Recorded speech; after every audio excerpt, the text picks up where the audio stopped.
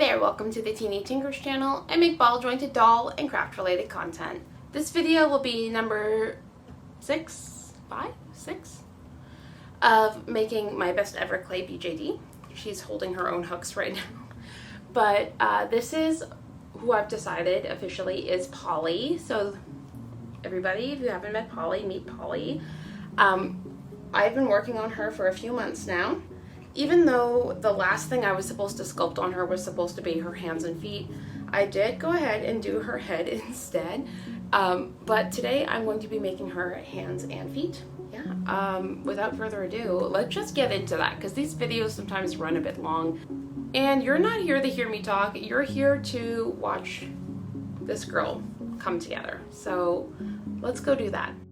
And here's Polly. Look at her. While her posing is coming along really nicely, I do know I'll need to fix things up soon. I am falling more in love with her every time I work on her though. But before that happens, I need to complete her with some hands and feet. This is armature wire. Fingers are super fiddly and easy to break or bend into the wrong shape. So I picked up some armature wire from Amazon to make this easier. Okay, Polly, move aside. The time to make your hands is afoot. I mean, it's time to get hands-on with your feet. I mean, you know what I mean. I used 2 thicknesses of wire to create the skeleton for the hands. This wire came with a super handy tool for cutting and shaping the wire. I'm honestly so glad to have this. I used the longer wire pieces to create the wrist bar and palm base. I make a loop for the wrist and sort of a rectangle for the palm and the thumb. Yes, I use my hands a lot for references this whole video. I bend the ends of the wire pieces into J-hooks, which I can loop around the base and twist. I repeat this 4 times on each hand until I have a glorified key ring of a hand. I really struggled getting the fingers tight enough to not move, so I cheated. I used a tiny bit of hot glue to hold everything in position. I also snipped the fingers to the correct length. Please note, if you use the hot glue, it holds its structure while you're sculpting, but the glue seeps out of the clay while baking. While this has never affected any of my sculpting or caused cracks, it just kind of makes its way to the outside. I can't guarantee it wouldn't cause problems for you if you try this. And it's time for clay. After getting it super soft by kneading it for about 2 minutes, I pull out my sculpting tools. I roll out a chunk of clay to about 1/2 centimeter thick to lay over the hand.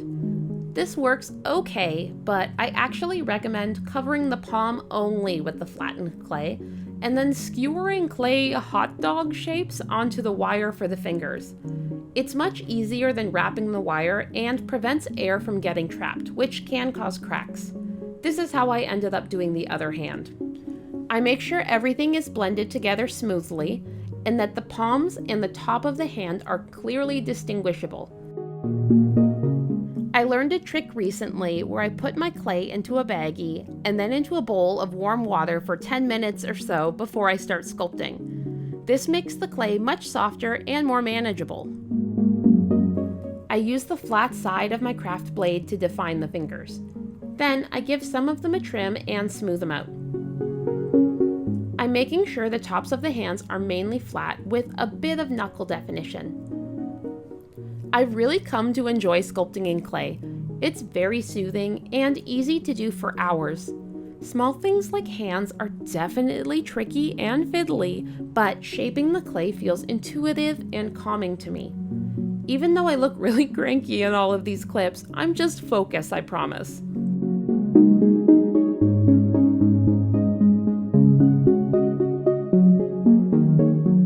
I like to use a backlight to check lines and shapes too.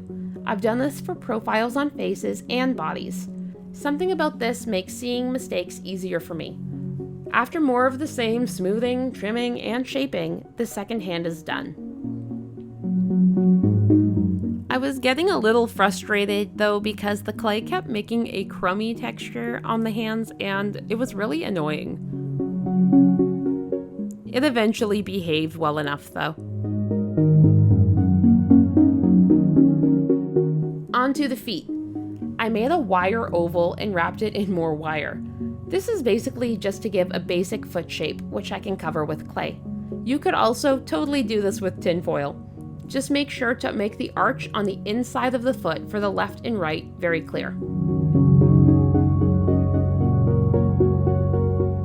Honestly, you might not even need a base for the feet, especially if you're planning on making smaller feet. Or maybe feet with really long toes. I cover both wire pieces with clay and gently shape them into a foot base.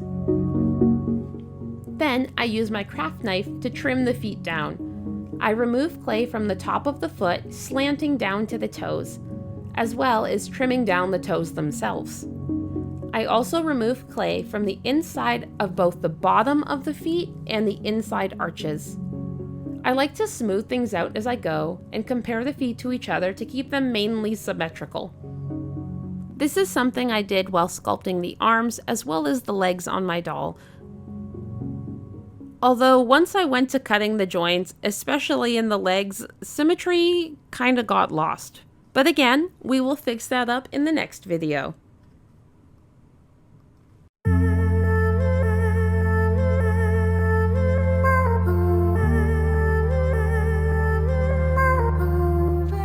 Time to cut toes. I make 4 cuts in each foot and gently nudge the rectangle toes into being rounded. I like to use this silicone pencil tip tool for this. I also make sure to create a crease from the bottom of the foot where the toes meet the base of the foot. Also, everyone take a minute to send me good vibes, because after searching for references of chubby feet, my targeted ads are probably going to get real weird.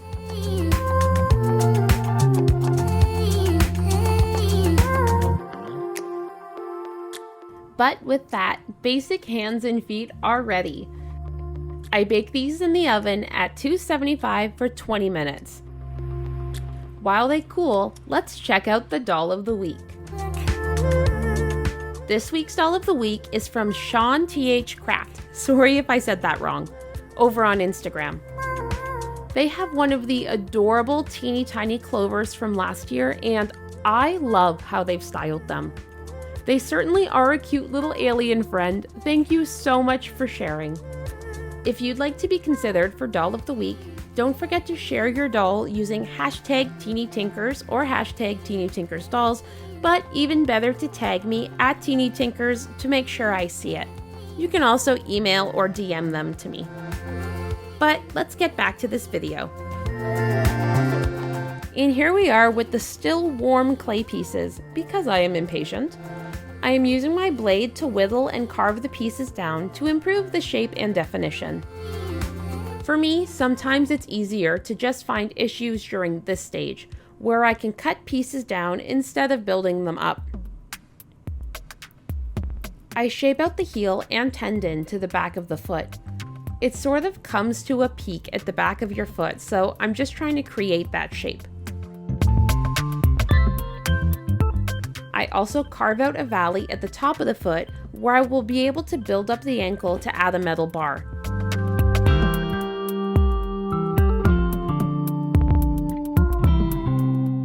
This is how that looks. I scrape a little more away from the inside arch, between the toes, and really anywhere else that needs some definition. Repeat again for the other foot.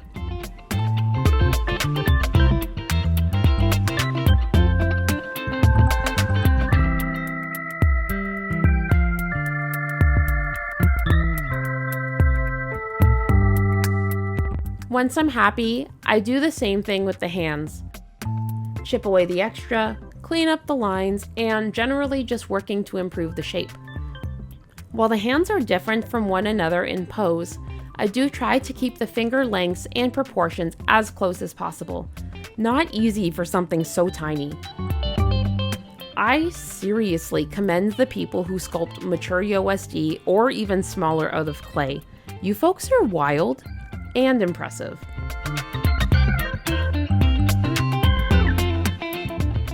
Alright, let's get these clay shavings to the side. It's time to add some clay back on. Starting with the feet, I cut a couple pieces of thicker wire to use as ankle bars. Adding some liquid Sculpey to make it softer and more blendable. Seriously, I love this stuff. It's also great for filling in chips and cracks. It is super sticky though, so I use a metal tool to blend most of it into the clay before finishing with my hands.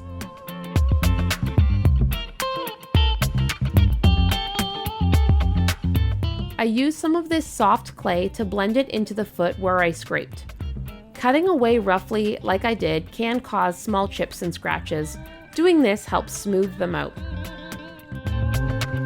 The plan is to add the clay to the sides of that valley we created and embed the wire inside. This way, once it bakes, it's really in there. Once it's smooth, I roll out some ankle balls, using Polly's legs for reference. I still need to create the socket for these, but looking at the legs helps me ballpark the size I'll need.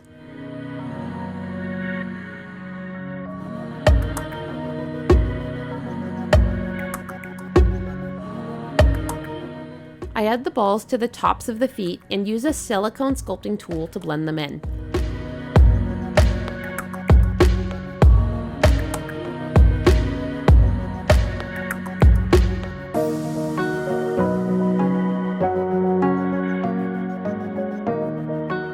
Then I make cuts to the tops to continue that valley we made before.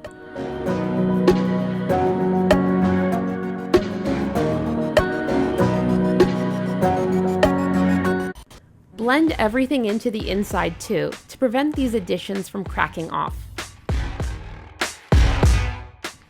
I press the bar through like this and make sure it's secured by the clay. And voila, we have a foot bar.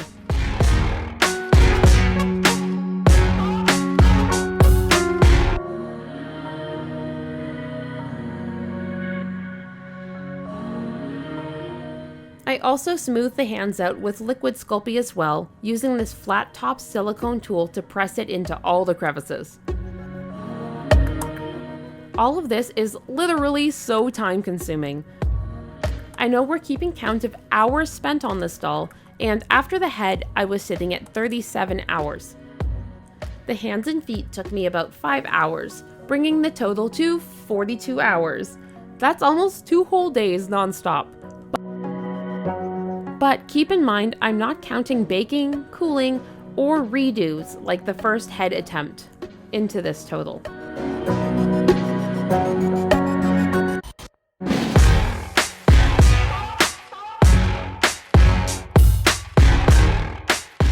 Okay, adding on to the wrists now. I add clay balls on and then cut the bar free. Using an armature with the wrist built in not only made the wrist really sturdy, but it gave me something to hold while sculpting as well. I've also seen people use long wire pieces instead of the loop, so they have kind of a stick to hold their hands up on while they're sculpting. Alright, time to bake and see how they look in the end. $2.75 for another 10 does the trick. I'm really happy with how everything is coming together. These hands and feet still need work and are more on the simple side, but I'm really happy with how far I got with them for the first day and for my first time using an armature. Let me know what you think. If you're already subscribed to my channel, thanks so much for subscribing, and if you're new here, I hope you like the content and consider subscribing. As always, I hope you have a fantastic day. Bye!